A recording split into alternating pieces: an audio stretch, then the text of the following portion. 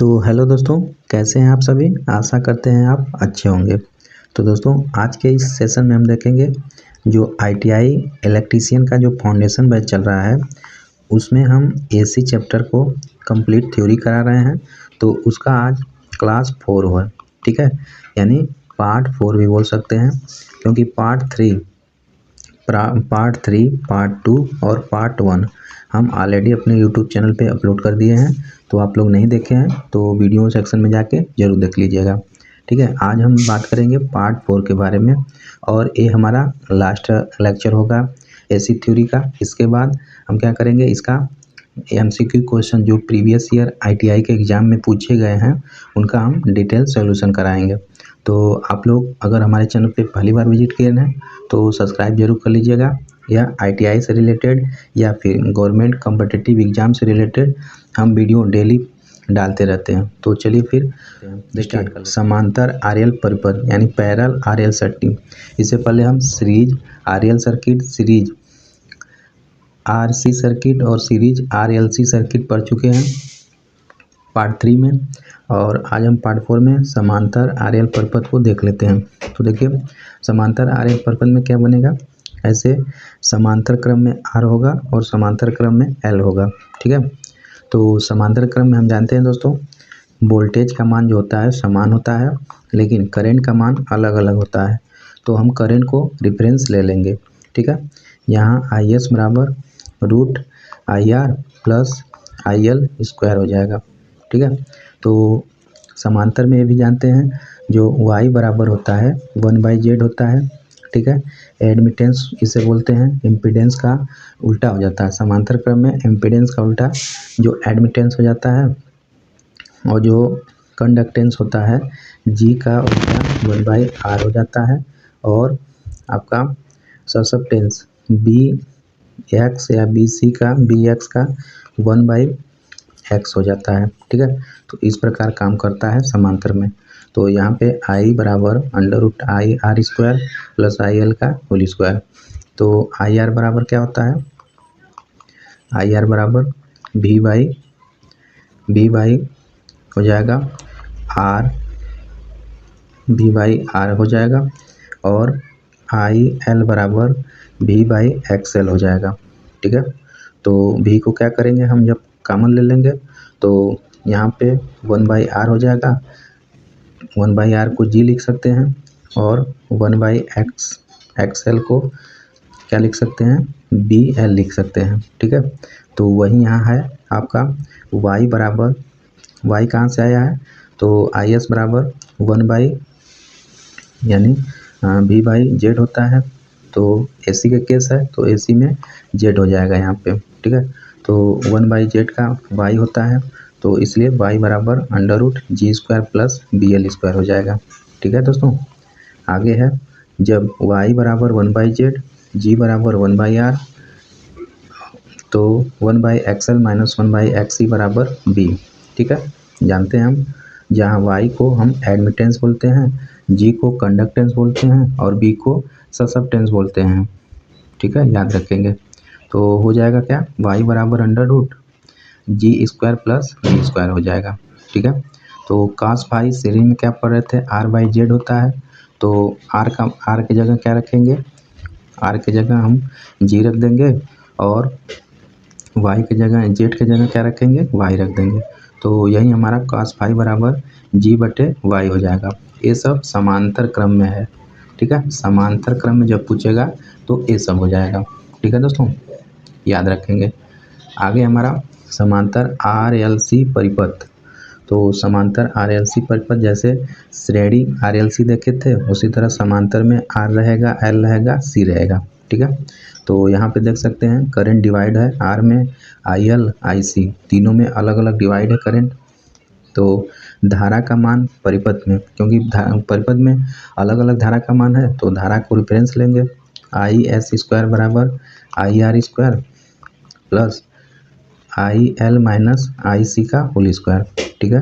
या IS बराबर root, इधर स्क्वायर चला जाएगा तो √IR² plus IL minus IC का होल स्क्वायर हो जाएगा, ठीक है।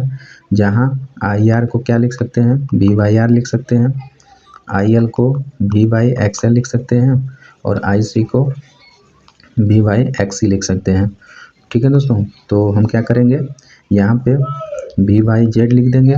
ठीक है, बाकी अंदर जो है हमारा वी कॉमन निकल जाएगा बाहर सभी में, तो देख सकते हैं यहाँ पे जब बाहर निकल जाएगा तो फाइनली हमारे पास 1/z बराबर 1/r का square plus 1/xl minus 1/x का होल स्क्वायर हो जाएगा। ठीक है, तो 1/1 इतना हो जाएगा। या फिर z को क्या लिख सकते हैं हम, 1z को एडमिटेंस y लिख सकते हैं, रूट 1/r को क्या लिख सकते हैं, g का स्क्वायर लिख सकते हैं, प्लस xl यानी कि xl को क्या लिख सकते हैं, bl माइनस bc का होल स्क्वायर। ठीक है, इस तरह लिख लेंगे y बराबर अंडर रूट जी स्क्वायर प्लस जो bl माइनस bc का होल स्क्वायर। तो इस तरह हमारा वैल्यू हो जाएगा पैरेलल में। ठीक है ना, याद रखेंगे। आगे है समांतर आरसी परिपथ। ठीक है, समांतर आरसी आर है सी परिपथ, तो इसमें देख लेते हैं। जस्ट उसी तरह रेफरेंस आई को ले लेंगे क्योंकि करंट का मान अलग अलग है समांतर में, तो आई एस बराबर root I R square plus I C का होल स्क्वायर। तो देन उसी प्रकार आई आर बराबर 1/v/r हो जाएगा और आई सी बराबर v बाई क्या हो जाएगा, एक्स सी हो जाएगा। ठीक है, तो मान रख देते हैं। जब मान इसमें रखेंगे तो आई एस बराबर v/z हो जाएगा बराबर रूट v/r हो जाएगा, r का स्क्वायर प्लस v/x का होल स्क्वायर हो जाएगा। ठीक है, या v से कॉमन ले लेंगे, v कैंसिल आउट हो जाएगा, दोनों तरफ से इक्वल है दोनों तरफ से। तो यहाँ पे 1/z का मान होता है y बराबर 1/r का g हो जाएगा और 1/x का bc का स्क्वायर हो जाएगा। ठीक है, तो आप यहाँ पे देख सकते हैं y बराबर रूट जी स्क्वायर प्लस bc का होल स्क्वायर। तो ये सब इम्पॉर्टेंट है, पैरेलल में आपसे एग्जाम में अगर पूछता है तो ये सब हो जाएगा। ठीक है, आगे है दोस्तों अनुनाद। तो अनुनाद क्या होता है, जिसे हम कहते हैं रिजोनेंस। तो यह भी इम्पॉर्टेंट होता है एसी सर्किट का। एसी परिपथ में वह स्थिति जिसमें परिपथ की प्रतिबाधा पूर्ण रूप से शुद्ध प्रतिरोधी हो जाती है उसे अनुनाद कहते हैं। ठीक है, तो एसी परिपथ में वह स्थिति जिसमें जो इम्पीडेंस जे होता है पूर्ण रूप से शुद्ध प्रतिरोधी हो जाती है, पूर्ण रूप से शुद्ध प्रतिरोधी हो जाती है, तो उसे हम रिजोनेंस अनुनाद कहते हैं। ठीक है दोस्तों, अनुनाद की स्थिति में प्रेरक प्रतिघात एक्सएल का मान धारती प्रतिघात एक्सी प्रतिघात के मान के बराबर हो जाता है। एक्सएल बराबर एक्सी हो जाता है एट रिजोनेंस पे। ठीक है, अनुनाद पे। ठीक है, अनुनाद की स्थिति परिपथ में जिस आवृत्ति पर उत्पन्न होती है उसे अनुनादी आवृत्ति कहते हैं। ठीक है, तो श्रेणी आरएलसी परिपथ में अनुनाद। ठीक है दोस्तों, आरएलसी परिपथ में देख लेते हैं अनुनाद रिजोनेंस। तो अनुनाद की स्थिति एक्सएल बराबर एक्सी होता है, तो एक्सएल बराबर हम जानते हैं 2πfl हो जाता है, एक्सी बराबर 1/2πfc होता है। ठीक है, तो आगे देख लेते हैं एक्सएल बराबर ओमेगा एल, तो ओमेगा का मान 2πf होता है, एल हो जाएगा, वही हो जाएगा मान। ठीक है, तो यहाँ से एक्सी बराबर 1/ωc, तो ओमेगा एल बराबर 1/ωc हो जाएगा, ओमेगा एल बराबर 1/ωc, या फिर ओमेगा स्क्वायर बराबर 1/LC हो जाएगा। तो ओमेगा बराबर रख देते हैं 2πf मान। ठीक है, 2πf मान रख देते हैं ओमेगा बराबर, तो 2πf का होल स्क्वायर बराबर 1/LC। LC जैसा कि यहाँ देख सकते हैं 2πf का स्क्वायर बराबर 1/LC, या यहाँ से FR जब निकालेंगे तो नीचे आ जाएगा 4π स्क्वायर होगा, तो 4π अंडर रूट में सब हो जाएगा, तो हटा देंगे तो यहाँ 2π लिख लेगा अंडर रूट LC। ठीक है, यही इम्पॉर्टेंट फार्मूला होता है, इसे आप अच्छे से याद रखिएगा, या इसको फार्मूला को FR बराबर 1/2π अंडर रूट LC एट अनुनाद पे, श्रेणी अनुनाद पे। ठीक है, जहाँ FR अनुनादी आवृत्ति है, अनुनाद आवृत्ति की स्थिति Z बराबर under root R square plus XL minus XC का होल स्क्वायर होता है।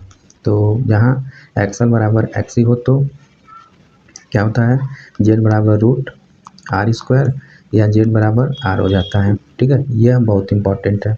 ठीक है ना। आगे देख सकते हैं, अनुनाद की स्थिति में जो वोल्टेज व धारा एक समान फेज में रहते हैं अतः शक्ति गुणांक का मान इकाई होता है। ठीक है, यह बहुत एग्जाम में पूछा है। ठीक है, इसको याद रखेंगे। शक्ति गुणांक का मान जो है इकाई होता है, किसमें? श्रेणी अनुनाद पटरित में, जिससे Z बराबर R हो जाता है। ठीक है, आगे है, श्रेणी अनुनाद की स्थिति में प्रतिबाधा न्यूनतम होता है। ये बहुत ही वीवीआई है। ये जो अनुनाद, श्रेणी अनुनाद की स्थिति में जो है दोस्तों, प्रतिबाधा न्यूनतम होता है अतः धारा का मान जो है अधिकतम होगा। जब Z का मान न्यूनतम होगा तो करंट का मान अधिकतम हो जाएगा। ठीक है, यह दोनों पॉइंट श्रेणी से आप जरूर याद रख लेंगे कि अनुनाद की स्थिति में प्रतिबाधा का मान न्यूनतम होता है तो धारा का मान अधिकतम हो जाता है। ठीक है, आगे देख लेते हैं। जो क्वालिटी फैक्टर होता है दोस्तों, क्वालिटी फैक्टर का फार्मूला दोनों केस में, चाहे श्रेणी हो चाहे समांतर हो, Q बराबर 1/R √L/C होता है। ठीक है, इसको आप याद रखेंगे। ये एग्जाम में आपसे फार्मूले तौर पे पूछ देता है कि क्वालिटी फैक्टर का कौन सा फार्मूला होता है, तो इसका Q बराबर 1/R √L/C होता है। ठीक है, इसको आप याद रखेंगे। आगे है, श्रेणी अनुनाद परिपथ में यदि आवृत्ति का मान अनुनादी आवृत्ति से कम होने पर परिपथ धारिती प्रकृति का होगा। तो दोस्तों, श्रेणी अनुनाद परिपथ में यदि आवृत्ति का मान अनुनादी आवृत्ति से कम होने पर, अनुनादी आवृत्ति से कम है तो धारिती प्रकृति का होगा। ठीक है, यदि आवृत्ति का मान अनुनादी आवृत्ति से अधिक है, यानी रेजोनेंस से अधिक है, तो प्रेरकी प्रकृति का होगा। तो इसको भी आप याद रखेंगे। आगे है समांतर अनुनाद। तो जिस प्रकार श्रेणी अनुनाद देखे हैं उस तरह समांतर हम अनुनाद देख लेते हैं। तो समांतर अनुनाद में क्या होता है, हम जानते हैं वहीं XL बराबर XC होता है। तो इस तरह करेंगे डेराइव तो आपका मेन आ जाएगा वही जो श्रेणी में आया था, F0 बराबर 1/2 पाई √LC आ जाएगा। ठीक है, जहाँ F0 अनुनादी आवृत्ति होता है। तो श्रेणी चाहे समांतर हो, जो रेजोनेंस फ्रीक्वेंसी होता है वो 1/2 पाई √LC ही होता है दोनों केस में, इसको याद रखेंगे। तो दोस्तों, जो समांतर के केस में होता है, तो समांतर अनुनाद की स्थिति में प्रतिबाधा अधिकतम होता है, इसको आप याद रखेंगे। अभी श्रेणी में देखे हैं तो प्रतिबाधा का मान न्यूनतम हुआ था, लेकिन समांतर में अनुनाद आवृत्ति में जो प्रतिबाधा होती है उसका मान अधिकतम होता है। ठीक है, अतः धारा का मान क्या होगा, न्यूनतम होगा। तो अनुनाद में जो है प्रतिरोध का इम्पीडेंस का मान जो है अधिकतम होता है समांतर क्रम में, और धारा का मान न्यूनतम होता है। ठीक है, अनुनाद की स्थिति में वोल्टेज व धारा एक समान फेज में रहता है अतः शक्ति गुणांक का मान इकाई होता है। तो जो पावर फैक्टर होता है इसमें भी यूनिटी होता है। ठीक है दोस्तों, तो आगे हम देख लेते हैं इन तीनों में अंतर। ठीक है, अभी हम देखे हैं एलिमेंट में, जैसे श्रेणी अनुनाद समांतर अनुनाद देखे हैं, तो इन दोनों में अंतर देख लेते हैं। तो अभी हम देखे हैं अनुनाद के समय प्रतिबाधा। ठीक है, तो श्रेणी में क्या हो रही थी, प्रतिबाधा न्यूनतम हो रही थी, वहीं समांतर में अधिकतम हो रही थी। ठीक है, और प्रभावी प्रतिबाधा तो Z बराबर R हो रहा था और इसमें Z बराबर L/CR होता है, इसको याद रखेंगे। आगे दोस्तों, अनुनाद के समय धारा, तो धारा क्या थी, श्रेणी परिपथ में धारा अधिकतम थी, वहीं बात करें समांतर परिपथ में धारा न्यूनतम थी, तो इसको भी आप याद रखेंगे। आगे है अनुनाद पर शक्ति गुणांक, तो दोनों में इकाई था। ठीक है, श्रेणी में भी समांतर में भी जो अनुनाद पर शक्ति गुणांक था वह इकाई था। आगे है फ्रीक्वेंसी जो है दोस्तों, तो अनुनाद में जो फ्रीक्वेंसी दोनों में सेम थी 1/2 पाई √LC, श्रेणी में था और समांतर में भी वही था 1/2 पाई √LC ही था। ठीक है दोस्तों, बात करें प्रवर्धन यानी एम्प्लीफिकेशन एम्प्लीफाइड का, तो जो श्रेणी परिपथ था वह वोल्टेज मैग्निफिकेशन था। ठीक है, वहीं समांतर क्रम में जो होता है धारा मैग्निफिकेशन होता है, तो इसको भी आप याद रखेंगे।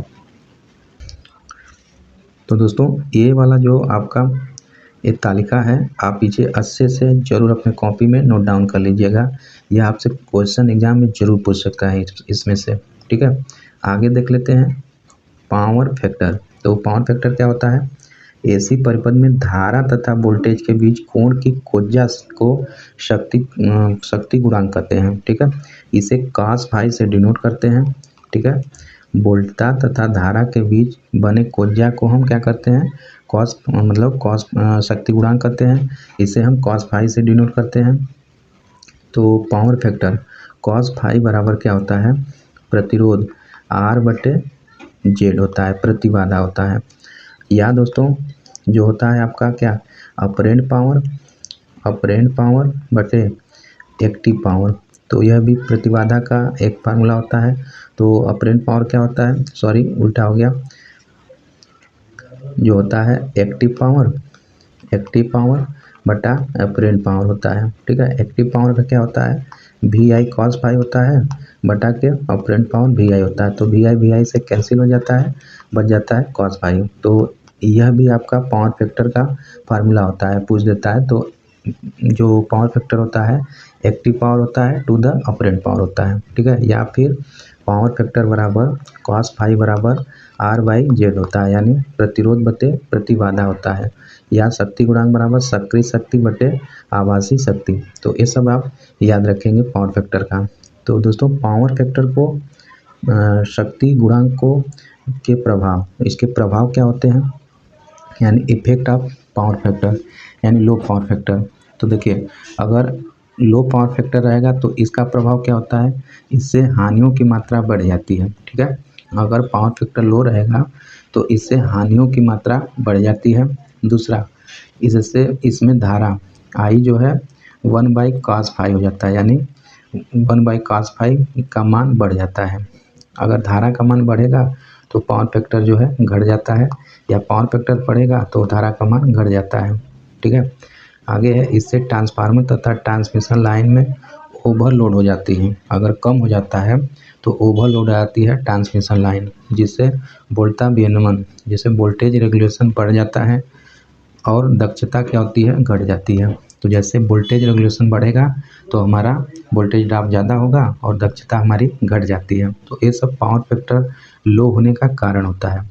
आगे है, विद्युत सप्लाई महंगी पड़ती है क्योंकि ट्रांसमिशन लाइन की तारें को मोटा करना पड़ता है। ठीक है, तो यह भी आपका लॉस से होता है।